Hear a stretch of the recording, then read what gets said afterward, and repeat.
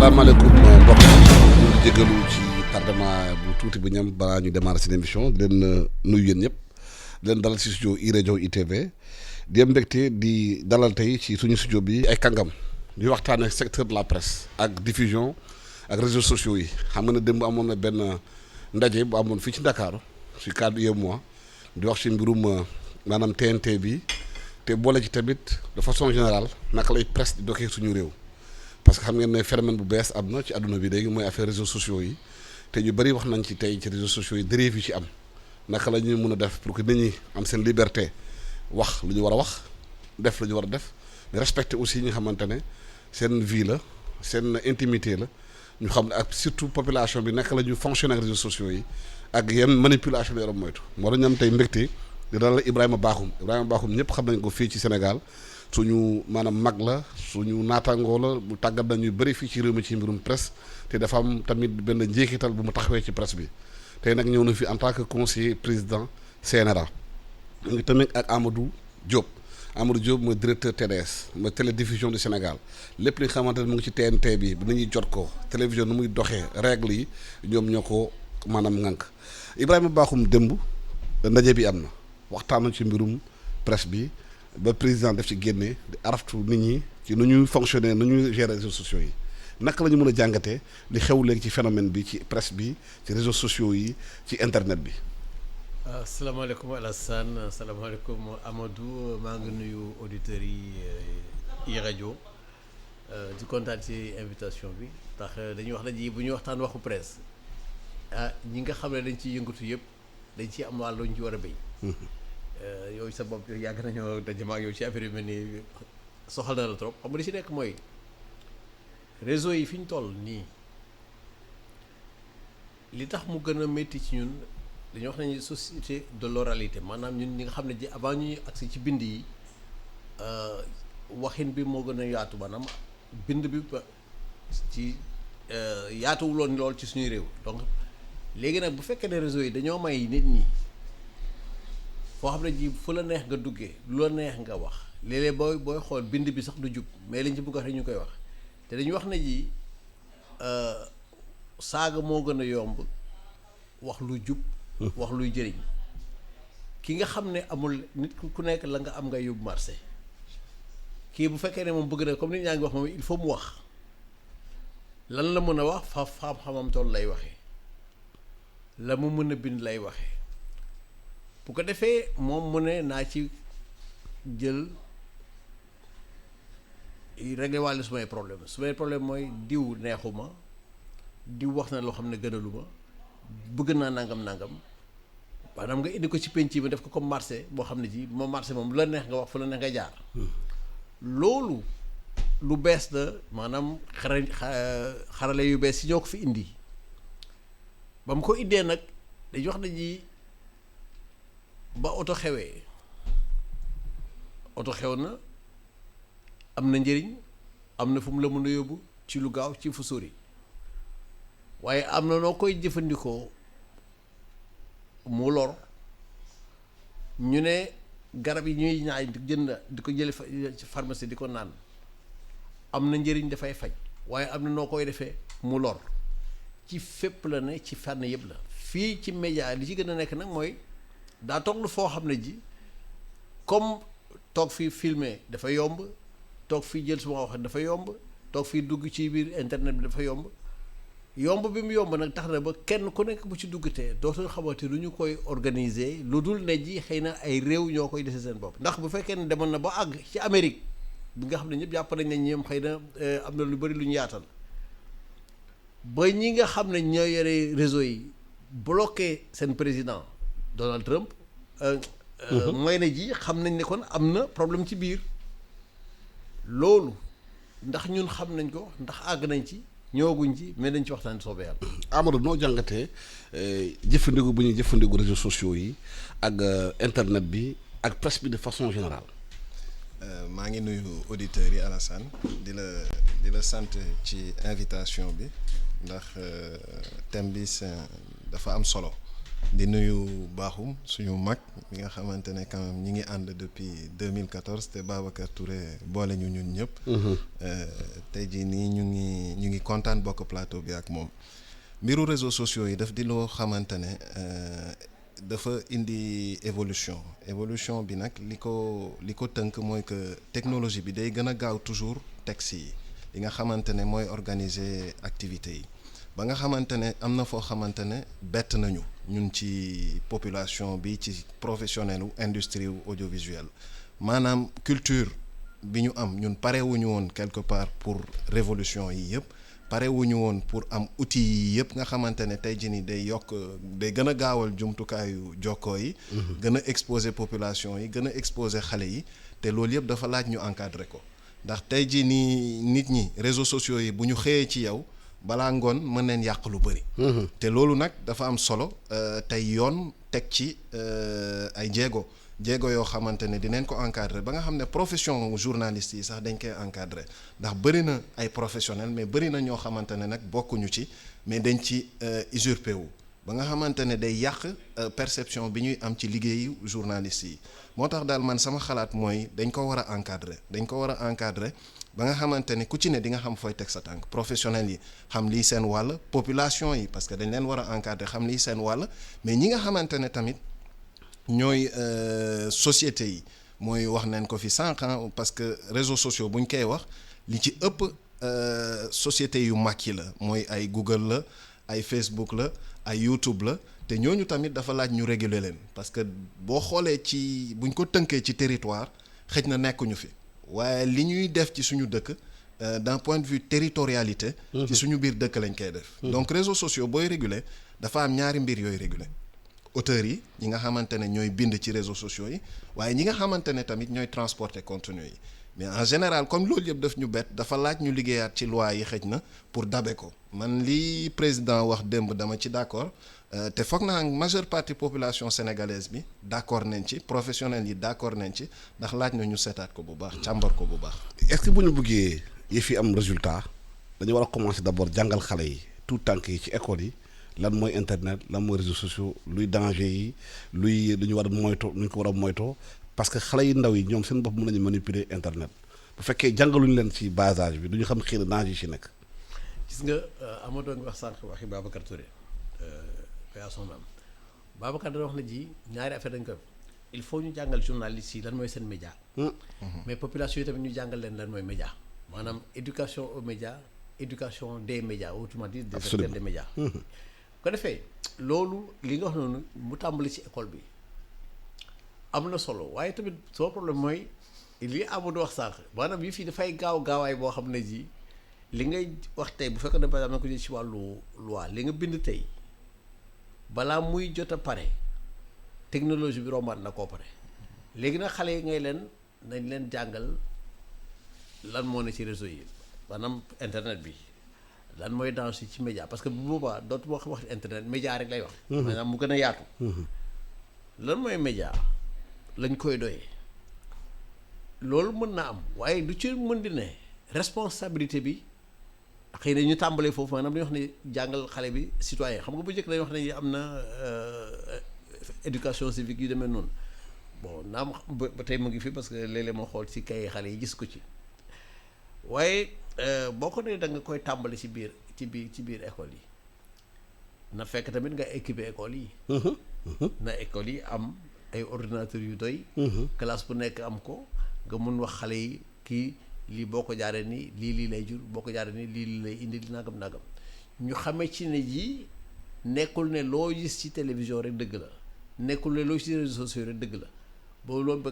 ko defee dañ bu ñu agsi ci waxtu télévision yi dañ ci waxaat mais nga xam ne ji au moins préparer xale bi d'accord naa ci loolu waaye nag la moyen ya mu laaj xam nga léeg-léeg nga wax ne ji xale bi lii la ko école di wax lii la ko famille bi di wax waaye lan la ko mbedd mi di wax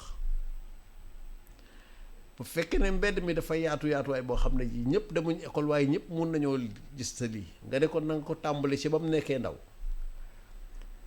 Alsaan ñaata nga bokkaloon classe ñu agsiwul fi nga agsi du jeex am na ci ñoo xam ne ji dugg nañu école naam waaye la ñu foog ne fa lañ mën a fajee seeni soxla di ko mën def noonu ci réseau yi delluwuñ ci gannaaw donc même boo leen ci préparé dafa am na yow ba nga am na ba ngay jàng am na valeur yu ñu la doon jox ña nga bokkaloon classe am na tey ñoo xam ne am bak bokk wax waxin la ña nga tollooloon niveau am na ci ñoo xam ne tey jii ñu nga def loo xam ne yow rus nga koo def te pourtant yéen a bokk lu nga doon jàng yëf yi société bi lañ war a yaradoor maanaam nañ ko wax xale da tàmbalee ci xale yi wax nga dëgg waaye famille yi tamit yu yar leen. waaw ci famille yi surtout. famille yi fa lay jógee fa lay soxee ko. voilà famille yi père de famille yi mère de famille yi ñu xam lu ñu jàngale seen doom. parce que boo amee sa doom nekk ci téléphone portable di ko manipuler yow père de famille nga war a xam lan lay gis lan lay wax ak kan lay waxtaanal. départ xam nga léegi lan mooy xew xale bu commencé jooy nga tegal ko tablette bi mu ne ci yow nga ne ca leneen la muy seetaan xamuloo ko mais yow comme noppi na rek waxatul da rek am nga jàmm problème moo ngi foofu alsan yëf yi yombul de mais comme dañuy toll ci xalaat nañ xalaat noonu rek mais daal dugal ko ci école yi am na solo wax ak famille yi am na solo mooy éducation aux médias bu ko defee famille yi xam ne ji lii mun na gaañ xale bi xam nga léeg-léeg nga dégg ñu la bu leen jox xale bi pas de tablette avant 5 ans maanaam bu leen jox xale bi tablette fii lekk amul juróomi at waaye léegi ñaari at sax da ngay ñëw ñu téye mooy ne moom na yore kii rek bu mu sonal ñëpp parce que xale bi yaay ji dafa bëgg liggéey wala baay ji dafa am nu mooy def rek moom nañ koy jox leen loolu nag bu fekkee dañ ko def famille bi ci foofu la ñu war a préparer ne ko bul joxati tablette xale bi lii waaye nag boo ko joxul mu ne waa d'accord mais kon sama doom lan lay fooye da utal benn façon ngi fooyekaay waaye nag boo ko jëndal fooyekaay tamit bu jënd arme ak bu jënd yenn yi daal ci gàttal daal la d'accord naa ci ak yow waaye mooy ne ji processus bu yàgg lay doon bu fekkee dañuy wax dañoo yàkkamte dañ njëkk ci famille yi ba pare mais am na ñaari pàcc yu am ci débat bi dafa am débat réseaux sociaux mooy population mën nañ ci am accès ci loolu am aussi beneen débat responsabilité journalistes yi la ñuy publier ak ñi nga xam ne dañoo dugg ci presse bi xëy na gaa amuñ benn tàggatu leen même bu fekkee dañoo dugg ci presse bi nekk ci rédaction yi responsable rédaction aussi tàggat ñi nga xam ne dañoo ñëw ci métier bi defuñu ko maanaam muy naka sud noonu lu waaye neex def ci presse bi lu waaye neex wax lu waaye nag comporté wu bu leen laale ñu naan liberté d'expression dafa mel liberté d'expression boobu dafa jéggi liberté citoyen yi foofu da nga ubbi pàcc bu am solo ndax tey jii nii li ñuy wax liberté d'expression c'est pas aussi du ku ko neex lu neex mu def mais damay dellu siwaat ci question éducation aux médias yi wala éducation des populations parce que culturellement li ñuy dund fi mu nekk nii benn transformation dafa am soppite buy am ci suñu société bi nag soppite bi dafa di technologique dafa di culturel et dafa di organisationnel te loolu yëpp dafa am foo xamante ne day dal ci suñu kaw technologie bi mooy li may wax sànq daf ñu jiitu ba nga xamante ne ñun ñooy daw ci ginnaaw di encadrer question culturelle bi mooy ñun suñu moyen de communication yu yàgg yi ak yi am léegi dafa wute ba nga xamante ne il faut que ñuy bàyyi xel ci suñu xale yi déjà ci suñu biir kër yi ni ñu leen di yare à l'utilisation ci outils yooyu ñu ci ëpp nag am na ay outils yoo xamante ne dina la permettre au moins nga réguler navigation wu xale bi ci internet ci sa biir kër loo xamante ne outil boo ko jox war nga ci mën a teg techniquement ay proxy ba nga xamante ne yow di nga bàyyi xel ci kii ci yan site lay dugg te wala site bu mu dugg nga xam ko loolu daf di loo xamante ne ay mesures de précaution yoo xam ne dañ ko war a jël bu suñu doom yi di exposer deuxième chose bi bu ñu ñëwee ci médias yi tamit dafa am ay obligations yu ñu war a am parce que bu ñu nee kii tey jii nii am na télé wala kii am na rajo wala am na kii de presse en ligne organe de presse en ligne dafa am ay conditions yoo xamante ne tey jii nii ci ngay war a tënku pour exploiter média boo gis télé boo gis dafa war a am rédacteur en chef kooku boo xamante ne dañ ko former bu am benn niveau boo xamante ne c'est requis pour mën a occuper poste boobu dina xam lan mooy responsabilité am dina xam lan mooy obligation wu société bi et loolu dafa am solo tamit ni ñu koy organiser ba ñëpp comprendre tey jii nii boo amee média lii mooy obligation yi ñuy teg en face de yow donc obligation yooyu mën nañ ko def ci ay convention parce que tey jii nii boo xoolee ni télé IP yi bëree ci Sénégal kenn amu ci convention amuñu inventaire u nombre de télé bi xamuñu nit ñi fan la ñuy émettre loolu sax dafa wóorul ci dëkk pour des questions de souveraineté et des questions de sécurité publique donc dafa am importance tey jii ni ñu inventorier ñooñu ñëpp organiser profession boobu ku ci ne xam lan mooy sa obligation état xam obligation yi mu leen di teg mais ñoom tamit ñu xam lan mooy seen obligation pour mën a toog ci profession boobu donc bu may jeexal nag d'un point de vue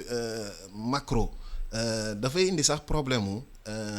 légitimité wu c'est-à-dire ku ci ne yow li ngay def ci sa profession parce que bu ñu xoolee société bu mel ni E-Media ñun topp naa leen bi ngeen démarré ba léegi xool naa investissement yi xool naa effort yi ngeen def xool naa ligne éditoriale bi ngeen def keneen ñëw war a prétendre ci li ngeen di def nii ak yéen parce que da ngeen ko teg ci yoon dem demande de licence ñu jox leen ba ngeen am droit wu exister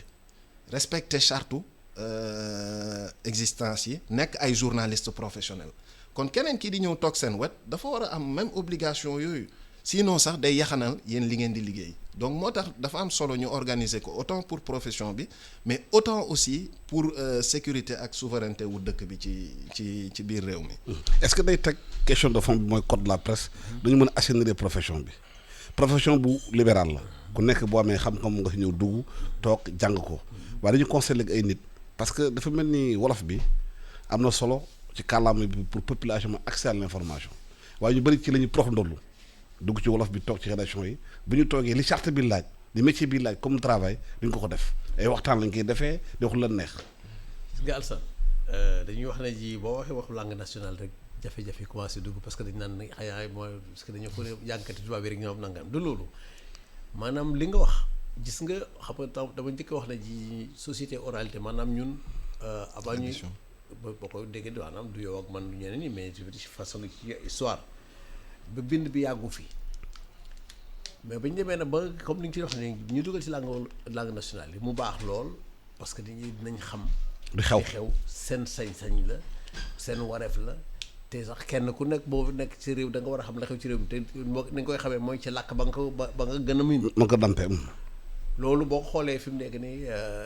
cahier de charge bi ñu wax ni dañ ko ci boole di làkk yi nga xam ne mooy làkk Sénégal temps yi la keroog am na koo xam ne def ma oo daan ma dégg naa Sénégal def ne bon léegi ci nañ wax olof rek ba na ko déedéet langue nationale nag moom dañ ci boole s nan maanaam langue nationale au pluriel langue nationale yëpp la ñuy wax fi mu nekk nii foog naa ci langue codifiée 22 la waaye ñaar fukk ak ñaar léegi ñu ne lii nga wax ki nga xam ne waxinam xam nga làkk bu nekk dafa am nu muy tëggee nu muy tëddee maanaam dafa am tëgg ak tëdd. dafa am yoon. voilà yoon tëgg bi mooy rythme bi affaire bi war a jox ba nga xam ne boo ko déggee xam ne ji lii fii la jëm tërin bi mooy syntaxe léegi nag ni mu war a tëddee ci wolof bokkul ak ni muy tëddee ci français bokkul ak ni muy tëddee ci beneen làkk naanaam làkk bu nekk ak ni muy tëddee ak ni muy tëggee. léegi nag boo jëlee ci olof bi nga xam ne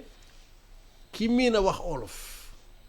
d'accord miin na olof waaye la muy wax xamul nu mu ko war a waxee parce que jàpp na ne comme dégg na olof rek nu mu ko neex wax ci biir dégg na olof boobu noonu ci la ñu bare jaare indi ay jafe-jafe yu dul jeex ci rajo yi ak ci rajo yi ak télévision yi parce que journal moom da ngay mën a bind wala boo ko léegi dañu ne est-ce que kon ñooñu dañ leen war a ñël ki nga xam ne olof rek la dégg pël rek la dégg séeréer rek la dégg bam rek la dégg jool rek la dégg soninke rek la dégg yu mel noonu est-ce que ñooñu da ngay leen di ñëw dugal ci biir école ba ñuy jàngee wala ba nga ubbi leen foo xam dañ leen tàggati loolu beneen xalaatin la waaye ñii nga xam ne ñoo fi nekk gum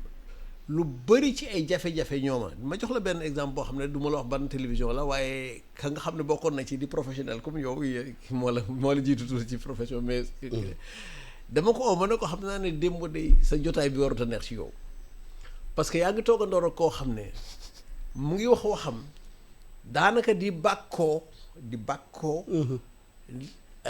ni mu def nii diw may ko xaalis si lii diw kii na ba mu dugg ci métier bi kii jox ko lii kii jox ko lii te xamul ne loolu dañ koy aaye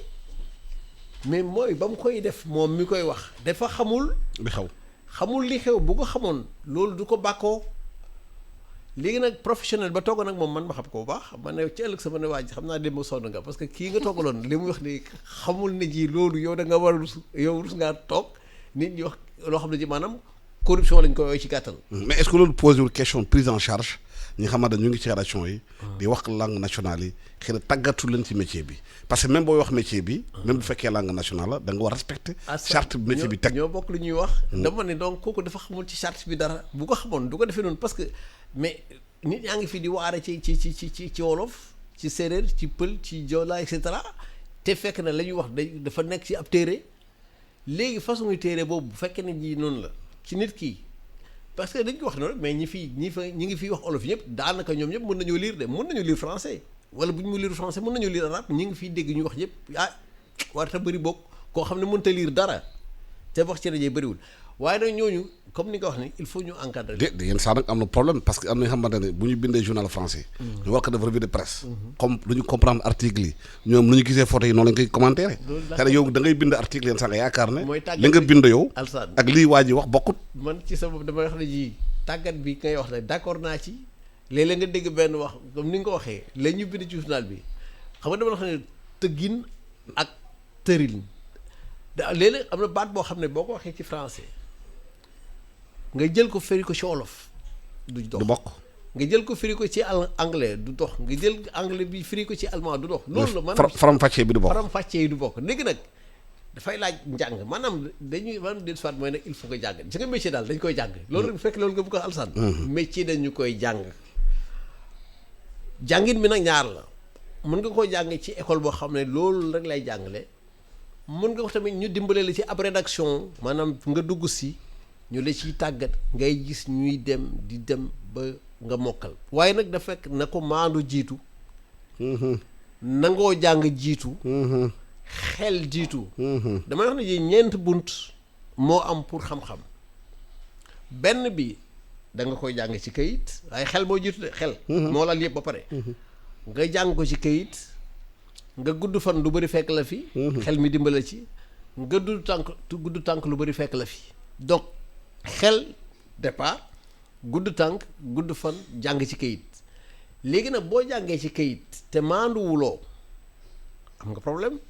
boo guddee tànk te fa nga dem yëpp fenn fu am njëriñ newu ci wala la fa nekk tamit taxul yow nga jël ca la baax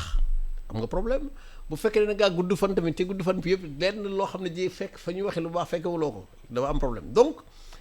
ñii nga wax nii dégg nañ olof d'accord dégg nañ bambara d'accord dégg nañ pulaar dégg nañ séeréer dégg nañ joolaa dégg nañ soninke loolu yëpp d'accord waaye il faut ñu tàggat ko gis nga nit ki mënta dugg ci métier bu ñu ko tàggatul min naa wolof mën naa làkk mais li nga xam ne bés bu ne ma wax ko université yi bés bu ne ñu dégg ko ma wax ko dama leen wax ne ji nit ki mën na dem ba nekk agrégé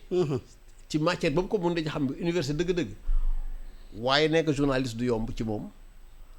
parce que la nga xam ne moom lay wut daa xamul naka la journaliste di tàmbalee liggéeyam daa xamul lu journaliste di wut daa xamul nu mu koy tegee parce que bu fekkee bind pour bind rek yomb na ñi ko mën a bind bëri nañ waaye bind ni journaliste yi di bindee dafa laaj technique ni journaliste di nekk toogee ci micro dafa laaj technique ni journaliste di toogee ci télévision dafa laaj technique man ci métier bi laa bokk d'accord waaye léeg-léeg ci télévision su ma toogeen du doon noonu su ma waxee ci micro du dox noonu parce que man loolu man bind bi laa jàng bind bi laa mën bind mooy suma liggéey waaye lii nii da nga il faut nga tàggataat ci sa bopp toogee ni micro dañuy xam ne ji lan mooy posture booy toog ci micro lan nga war a toogee booy toog ci plateau télévision mais bu fekkee ne doo nga ñëw lu ma def baax na parce que dégg naa làkk wolof dégg naa bambara dégg naa séeréer dégg naa joolaa dégg naa pulaar dégg naa soninké ça pose problème formation mënut a ñàkk ak làkk boo ko mënutee waxee waaw mais loolu day reposer question bi nañu di poser ordre métier yi am na ordre ordre des avocats ordre des magistrats yeneen ordre des experts comptables ak yooyu même métier bu fekkee journal bi amul ordre waaye am na fu mu war a jaar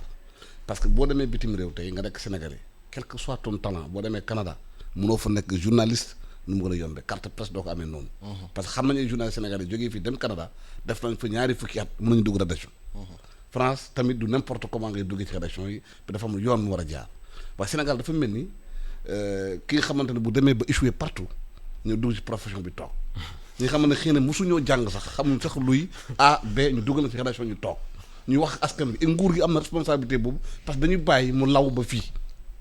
indi le problème yëpp journaliste yi léegi amatuñu benn respect ak ñoom ndax ñu dugg ci métier bi rax ci di jël xaalis nit ñi di wax lu la neex di taaxuraankat mbër yi seen bopp am nañu site internet léegi ginnaaw communicateurs traditionnels yi toog ci rédaction yi ne ci faax mais loolu problème la te loolu il faut code de la presse bi régler ko te à mon avis man ci suma yaakaar code de la presse bi régler na ko mais problème bi dafa nekk application bi anam à différents ni dafa nekk à plusieurs ordres en fait dafa fi mu situé wu am na boo déggee baaxum li muy wax jàngale am na ci ku ci ne xam li nga war a jàng information am na ci ndax tey jii nii dafa am ay textes yoo xamante ne tënk na activités yi yoo xamante ne ñi ci biir activité bi xamuñu ko donc foofu xëj na am na communication bu ñu war a def ba ku ci ne xam lan moo tënk sa activité xam fi nga war a dem ak fi nga war a yem foog naa nag état bi indi na ay tontu ministère communication ak culture à travers carte de la presse bi foog naa teg neen jéego boo xamante ne au moins c'est un premier pas pour organiser activité communication bi loolu benn tontu lañ ciy indi mais loolu tamit mooy li baaxum di wax gis nga wala yow sax wax nga ko activité boo gis dafa am noo ciy liggéeyee boo demee ci droit bi dafa am lu ñuy bindee ci droit lu ñuy wax légistique boo ñëwee ci journalistes yi am neen tamit seen ay code yoo xamante ne noonu ngay fonctionner donc tey jii nii ñi nga xamante ne bokkuñu ci corps boobu ak nu mu mënti demee même bu fekkee ne dañoo am ay instruments dañoo am ay infrastructures am na loo xamante ne amuñu ko muy éducation bi nga xamante ne moo leen di permettre ñuy exploiter activité bi ñuy def donc foofu tamit ñiy tënk activités yi médecins yi nanguwuñu ku dul médecin exercer chaque jour ñu dégg débat bi entre la médecine traditionnelle ou la pharmacie les gens qui vendent des médicaments traditionnels et les pharmaciens maanaam journaliste yi nekk ci métier bi seen bopp ñoom ci seen bopp métier bi ñoo war a jël seen responsabilité ñoo war a jël seen responsabilité génne ñu si bokkul seen question waaw génne ñu si bokkul rek parce que man j'arrête pas du ma bàyyi ci par exemple bu ñuy waxtaan ñuy waxu éditeurs yi parce que éditeurs yi Sénégal bëriwuñu pour man ils sont au nombre de 17 mais tey jii ni amul benn association boo xamante ne foofu ngeen di waxee da ngeen bokk ci association boo xamante ne SEDEPS la tudd presse écrite a ngi ci presse en ligne a ngi ci par contre seen problématique yéen yi nga xamante ne yi ngeen di confronté wu yi nga xamante ne problème yi ngeen di am seen problème la du même problème yi ñuy am ci presse écrite du même problème yi ñuy am ci presse en ligne donc association boobu dafa war a exister ba nga xamante ne yéen yaa leen di jël en charge seen ay problématiques yéen yaa leen di décider kan mooy télé ak kan moo dul télé yéen la ñuy waxtaanal pour teg obligation yi pour wax lan mooy télé parce que télé du journaliste rek ay infrastructure la ay investissement la donc yooyu yëpp boo ko tënkee tey jii nii waruñu permettre ku ci ne ku jóg rek ne dafa bëgg am télé ndax man dinaa am sam benn xarit bu toogee xool ma mbaa xool la ñu màggandoo mu ne Amadou de léegi mi ngi ci télé wala Alassane de léegi mi ngi ci télé kon man mën naa am télé am naa xaalis damay dem investir demeewul noonu dafa laaj projet professionnel dafa laaj vision boo xamante ne da nga ko am par rapport ak activité bi nga xamante ne ci ngay liggéey ne tey jii nii xëy na fii am na lu fi manqué man fa laay dem taxaw donc journalistes yi état war na def mais état pour man texte yaa ngi fi. état bind na lu bëri. application décret d'application nga leen xaar ba léegi décret d'application yi je pense que bi président waxee 31 décembre li ci ëpp voté nañ ko am na yoo xamante ne nag moo des mais benn la wala ñaar mais warul tere ñu fonctionner parce que boo xoolee bu baax dafa am sax ay dispositions transitoires yoo xamante ne ñu ngi ci code bi yu ñuy permettre ñu appliquer yenn décisions yi donc pour man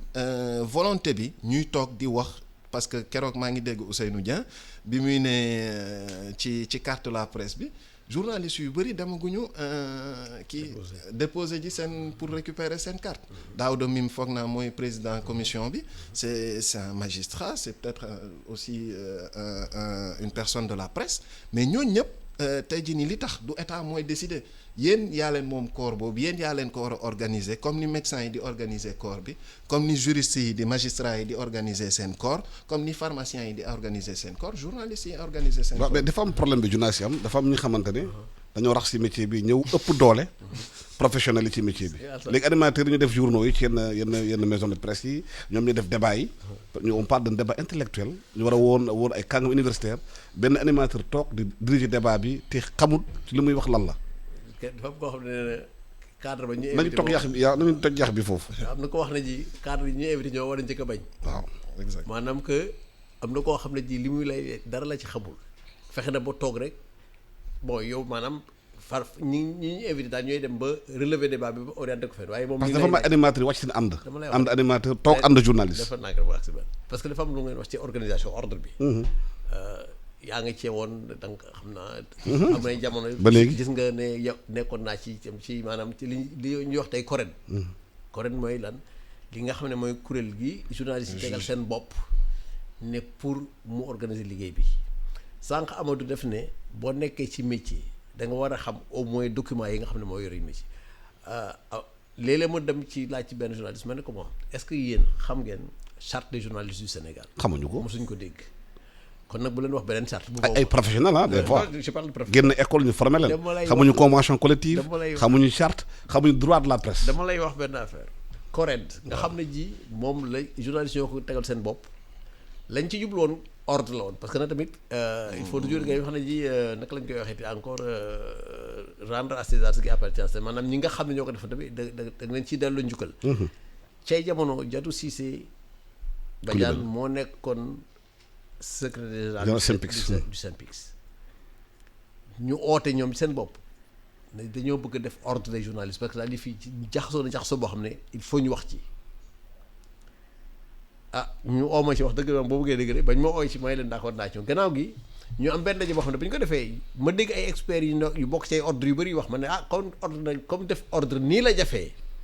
la muy laaj ci temps yi te ñun dañoo yàkkamti woon parce que yàppoon nañ nii fi kii na ma ne kon nag nañ ko changé bi ñu war ne nañ ko changé bon xale yi mere dañu si war ko wax dëgg mere dañu si mais kii ñu ngi jàkkoon ci moom ne moom lañ mu def mu dimbali ci ñu di may leen kon nañ def nii comme CRED amoon na CRED moo nekk conseil pour le respect de l'éthique et de la déontologie 1998 lañ ko sosoon waaye bañ koy sos moom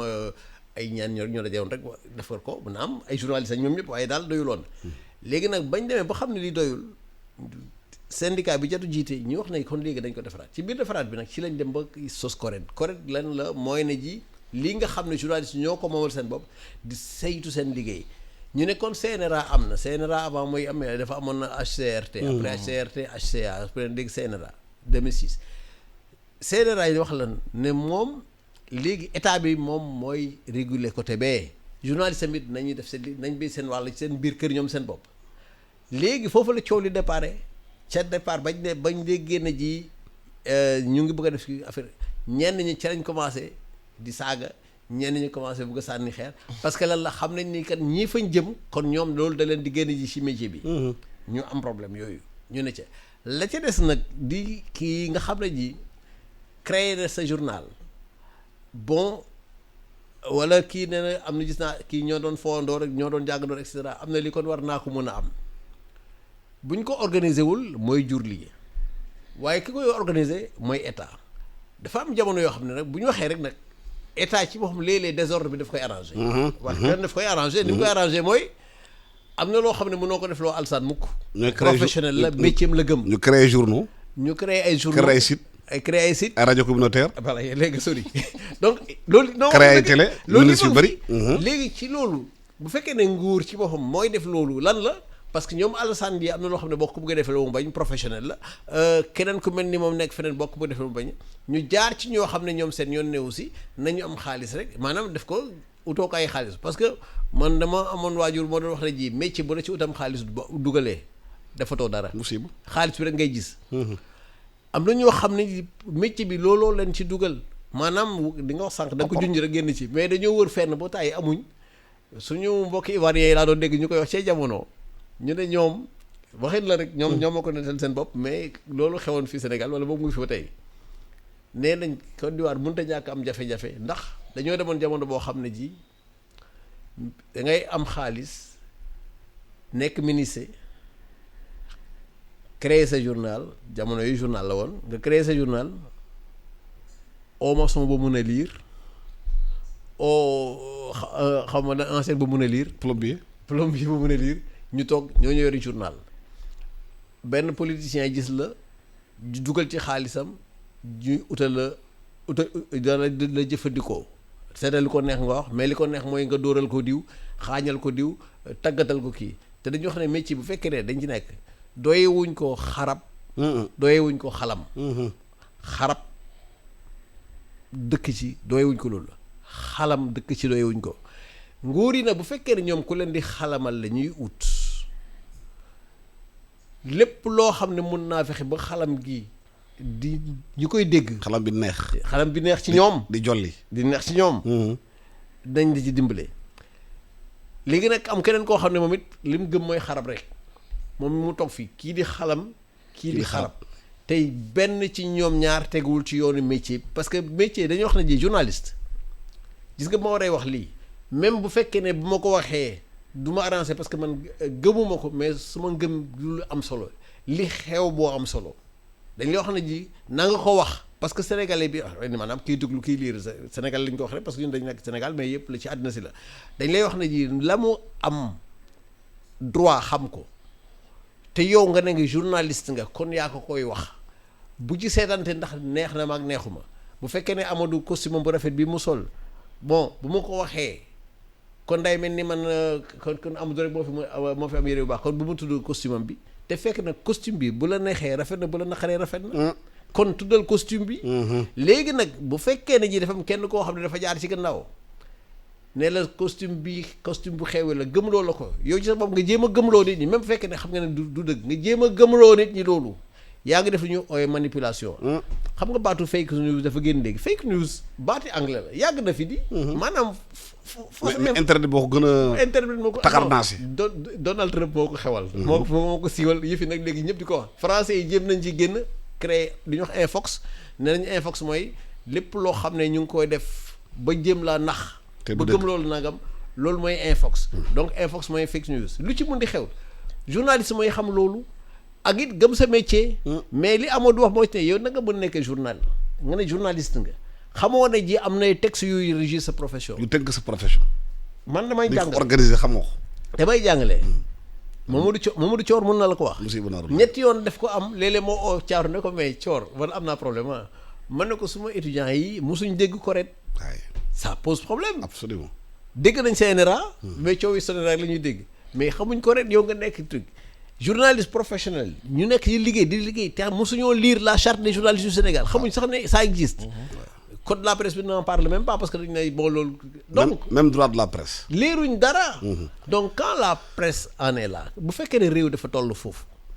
danger bi mu ngi fii nga ne nañ ko organiser ñu def ordre bi tamit bu ñu waxee nag dafa ordre bi tax mu jafee mooy lan mooy critères yi pour wax ne kii mun na dugg wala mënut a dugg waxi carte de presse yi nga wax nii c'est important waxi carte de presse man boo bëggee ma wax la benn affaire carte de presse mosuma ko am li ñuy wax carte nationale xam nga mosuma ko am mooy jamono yi cay jamono bañ koy joxee na ma doon xoole ñu koy joxe ku nekk mën na ko mën a am ma ne man na wax dëgg du ma n'importe qui donc du ma n'importe qui du ma ko ut yu bees yi nag war sañu ma ci am gaa nee nañu am na fi nga waxee ci mbirum xam texte yi loolu indi na problème bu bëri ci réew mi ndaxte da nga gis Sénégal di ubbi site internet ubbi forum bi li waaye neex wax li waaye neex saaga dina am sax ñoo xam dañuy bind ci forum bi bokkul sax la ñuy commenté ci texte bi sëriñ si ci jàll ñëpp ci jàll da nga am nit sax mu nekk sa rédaction mere la bëgg laa saaga dem ci benn forum saaga la te responsable forum yi war nañuy xam ne lu fa jàll ils sont responsables pénalement c'est-à-dire ñoom xamuñ sax xëy na loi bi la mu doon tënkee France ak États-Unis ay réew mu démocratie la mais doo gis benn site internet ni créé ko bàyyi nañuy wax lu la nekk ci forum yi parce que dafa am filtre bu ñu war a def fii Sénégal amoon na benn journal bi fi amoon yàgg na contribution la ñu condamné woon directeur de publication bi publicité bu jàll ci rajo journal yow responsable yaay responsable lépp tout à fait yenn saa citoyen dañuy porter plainte journaliste bi alors que directeur bi dañu war a porter plainte parce que mooy responsable est-ce que borom site internet xam nañu loolu donc moo tax sànq may waxu communication par rapport ak xamuñu loi bi par rapport ak texte yi par rapport ak loi yi nga xamante ne moo tënk activité bi mais damay wax tamit que bu ma dégloo li ñu fiy wax toujours encore une fois li ñuy constater mooy que technologie bi daf ñuy raw te moo indi lii yëpp xam nga ñu ngi xalaat ci monde boo xamante ne ay journalistes la ñuy waxal mais tey jii ni information bi ni ñu koy tasee dafa am façon bu ne gis neen TikTok waaw xam nga ñoo xamante ne ci réseaux sociaux yi lañ ne Instagram dañuy jël information commenter ko jël ko léegi jox ko 1 million de followers donc manière bi ñuy tasee information bi sax dafa changer profilu journaliste nag booy xool bu jamono yi baax vraiment journaliste dina génnee ENA xam nga formé ci benn domaine économie formé ci vraiment am background intellectuel boo xamante ne boo leen toogee di ngeen am benn débat de niveau mais tey jii nii boo xoolee on est li ci ëpp dañuy dem ci sensationnel li ci ëpp dañuy xool li nga xamante ne xëy na moo intéressé ñëpp tey jii nii ñun dañuy def ay sondage te fait divers moo intéressé nit ñi fake news yi day am mais da ngay jaaxle sax yow sondage yi par exemple mesure d'audience yi bu ñu la waxee tey jii nii ban animateur moom la sénégalais yi di gën a seetaan bu ñu la waxee ban programme la ñuy gën a seetaan kon ñun tey jii nii ñun ñii di xalaat ne affaire yi xëy na on est dans un monde réfléchi on est dans un monde dañu nekk ci monde boo xam ne dafa responsable dañuy représenter une infime partie de la population. mais dañu war a def différence diggante journaliste bi jàng métier am xam ko naka la koy tënkee. ak ki nga xamante ne ci réseaux sociaux lay liggéey. mais loolu da nga koy gis. xam nga bokkul. da nga koy c'est-à-dire bu ñu bàyyee da nga koy gis bu ñu sax boolee ñëpp ci biir day indi problème. da nga koy gis sax ci thèmes yi ñuy traité da nga koy gis ci approche su sujet yi da nga koy gis ci ni ñuy restituer information bi donc ki nga xamante ne professionnel la boo toogee ak moom. da ngeen di jàng da ngeen di def émission yoo xamante ne dina amal njëriñ population yi ki nga xamante ne nag jàng ko mi ngi ci publicité mi ngi ci sensationnel mi ngi ci xawaare donc yooyu yëpp mais quelque part day refléter tamit suñu culture. mais am na aussi responsabilité état bi xam nga réew dañ koy organiser. bu fekkee ne Samba Boy bu yow yore xaalisam mun naa ubbi groupe de presse am te dugal fa nga gis nit ñëw sa rédaction nee la Alassane Sambou damaa bëgg a nekk journaliste nga ne est-ce que nga formation. mu ne aw ma formation nga ne ko loo ma jox ma def ko. kooku boo ko duggee terrain bi ñaar de mi ngi ko jox mu jël ko.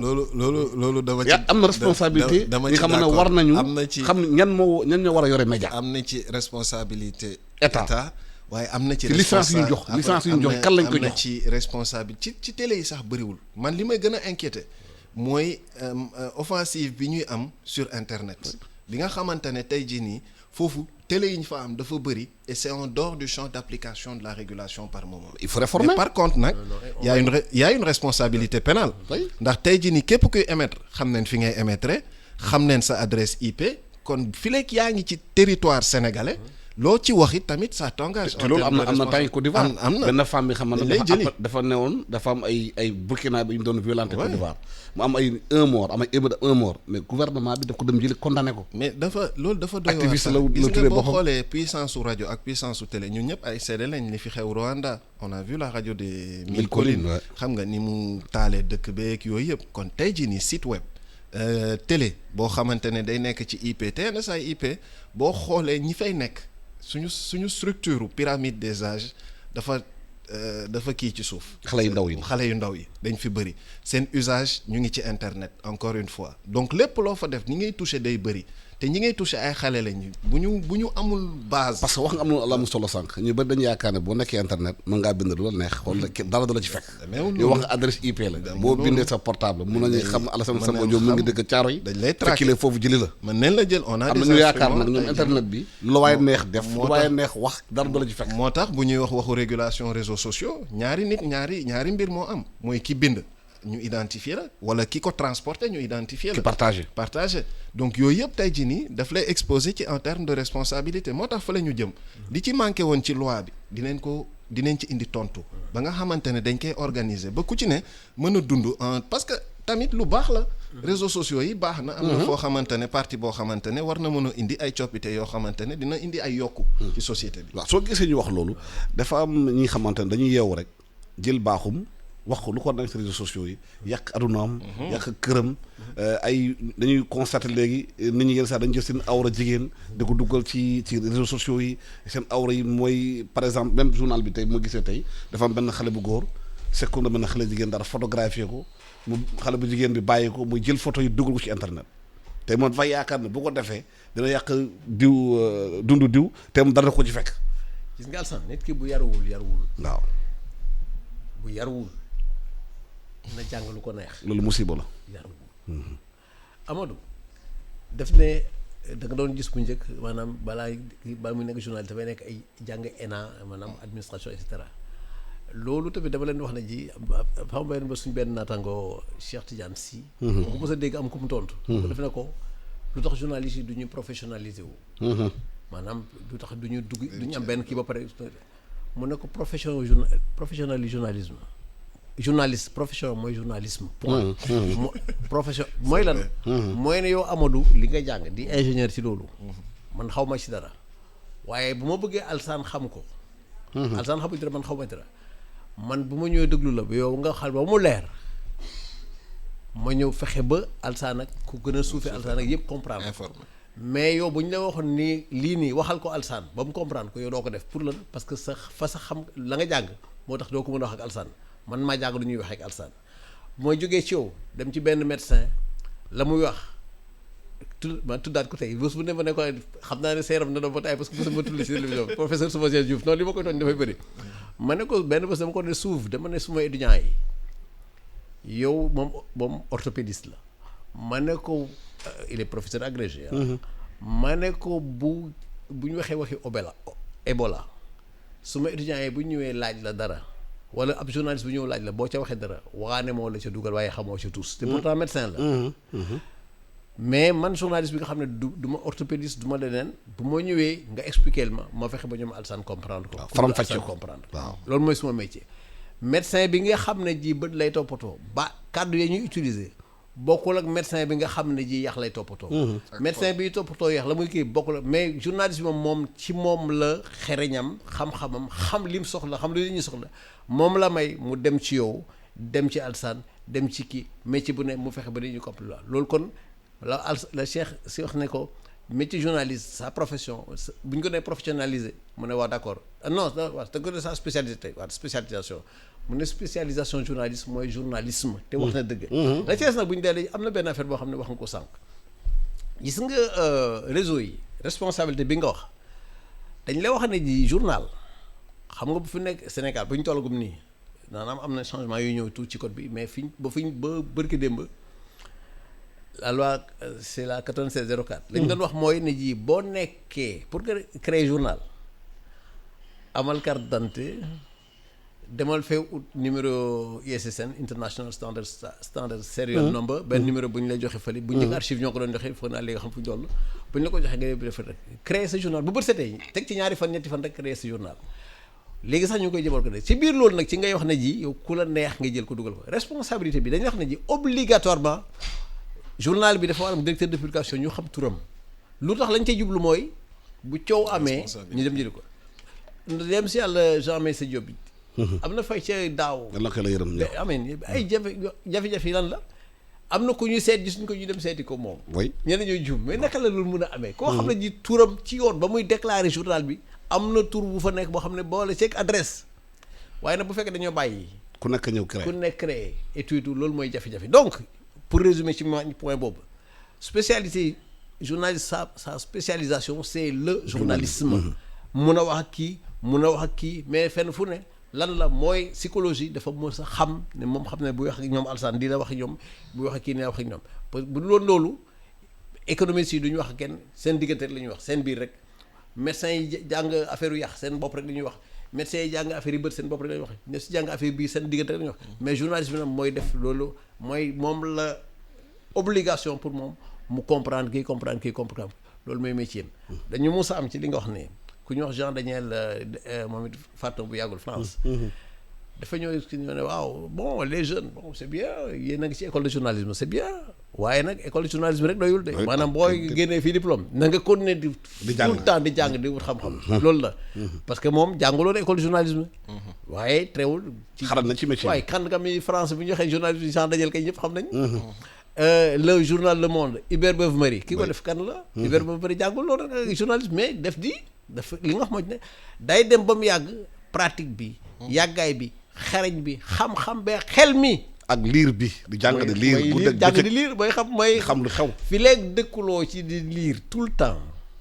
fi léegi dëkkuloo di déglu ñi xam tout le temps ñuy wax te boo war a informer nga nekk informer na nga xam luy informer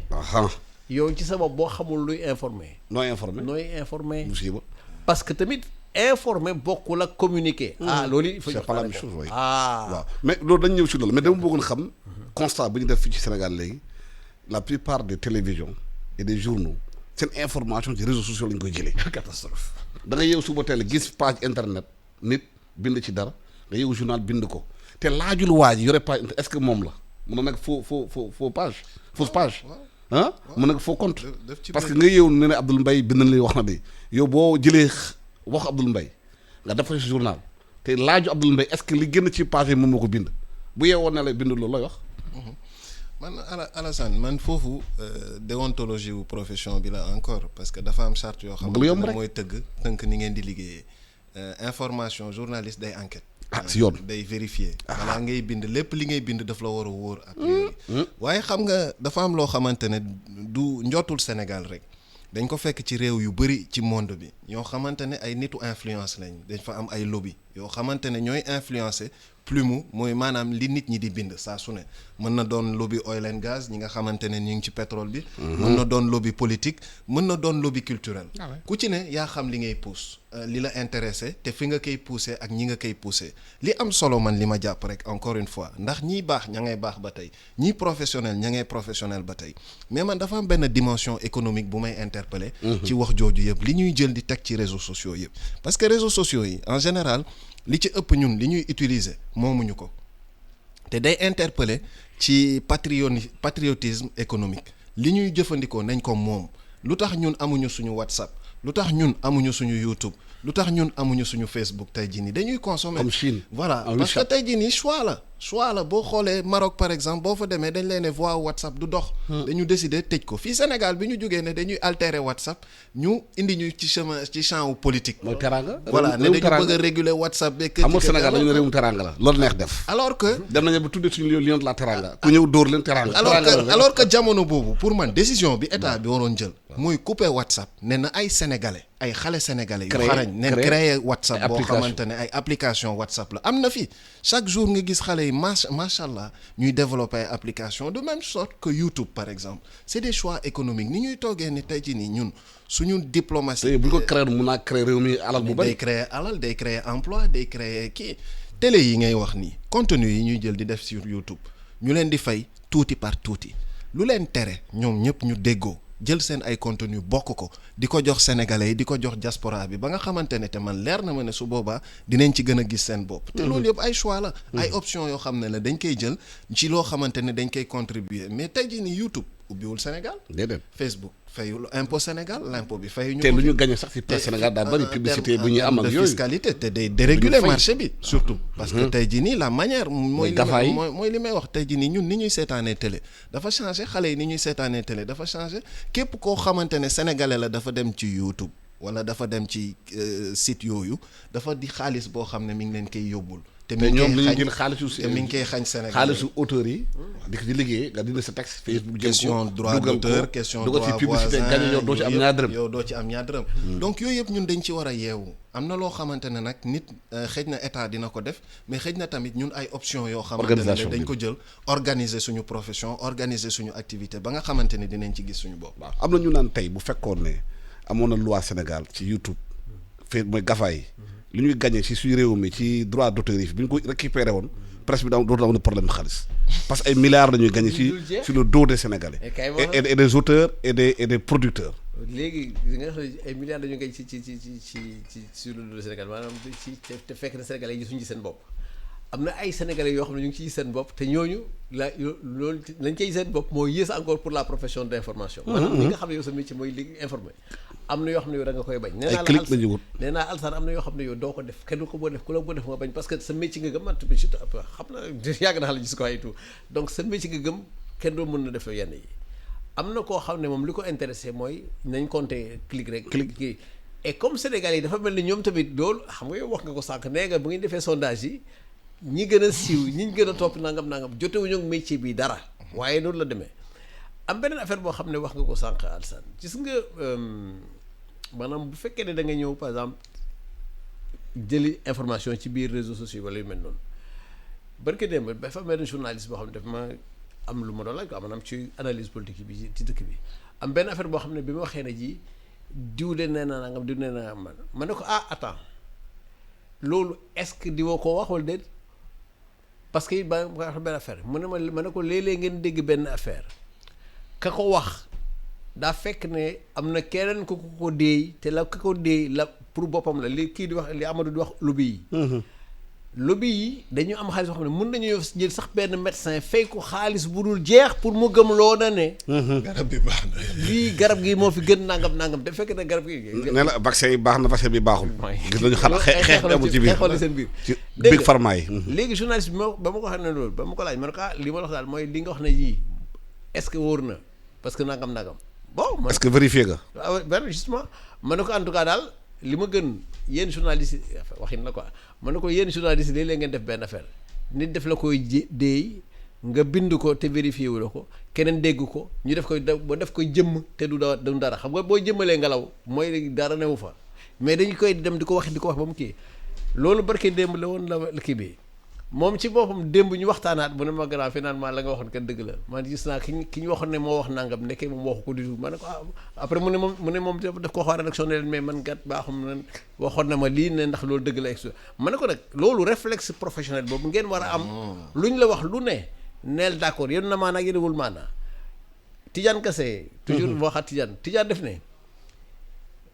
mujjee wax te wax dëgg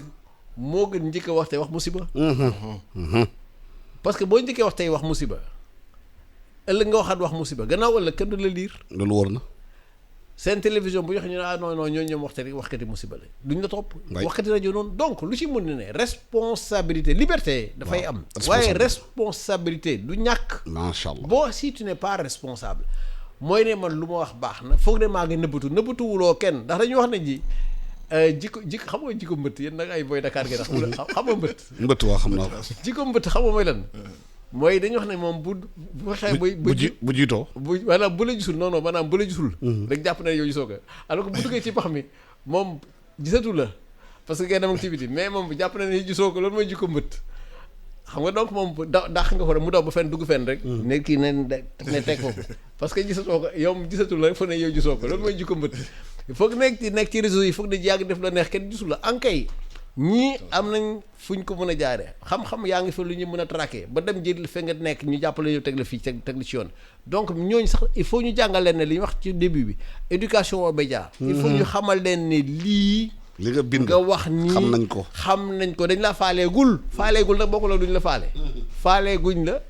waaye bés ak ci bés yi da ngay toog yaa nga gis gars yi taxaw sa buntu kër nga la ma def ñu ne daaw jig yaa fi waxoon lii daawaati jig yaa fi waxoon lii démb yaa wax nagam donc lu ne il faut ñu yee ci Sénégalais parce que nag